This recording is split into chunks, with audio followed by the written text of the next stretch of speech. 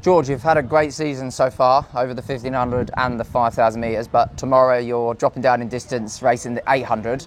Now, I remember that you actually started your career off as an 800 metre specialist, and it's been a while since you raced over the 2 laps. Will your race tactics change at all, or will you attack it like you used to?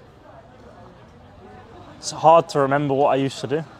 Mostly did it as a youth athlete, so not so sure what to expect tomorrow. I expect I'll be at the back after 200, not out of choice, and then try and navigate myself through the field over the next 600, I guess. We were chatting off camera about obviously the fact that British Trials is coming up and you're using this as a real good opportunity to sharpen up.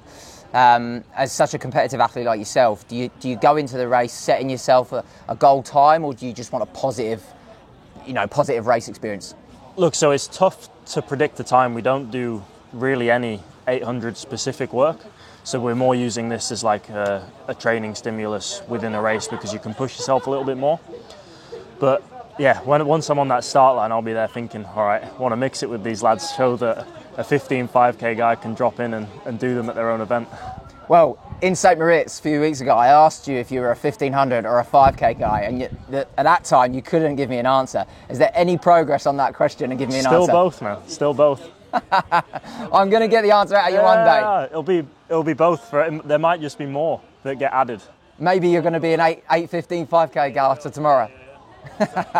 So you talk about the importance of consistency in your training and how the perfect training plan is the one that you can complete week in, week out. You actually said that to me on Insta DMs, and I've taken that literally on board myself. Within your running and the progress you've made since joining OAC, what's the main change that you've seen physically from being so consistent?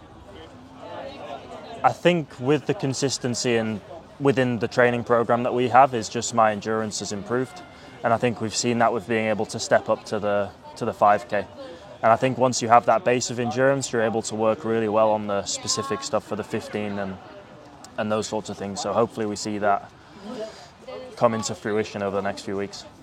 Across the board, 800, 1500 and 5000, which would you say is the hardest event and why? I'd say the 15 is hardest to race. The 5k is probably physically the hardest because if you're time trialing when you've got 13 minutes where you're going to be hurting.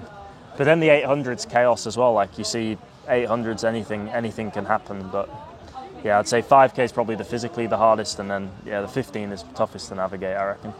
Now I know that you're a man of routine. Talk us through your race day routine from the moment you wake up to the start. I should have brought my phone because I have the list on it. But yeah, it's like anyone. It's like wake up, breakfast, mobilization, activation, shakeout, rehydrate, stretch a little bit, maybe physio if you need it, lunch, sleep again, wake up, coffee,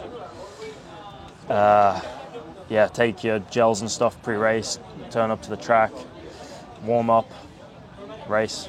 Bosh. Clockwork.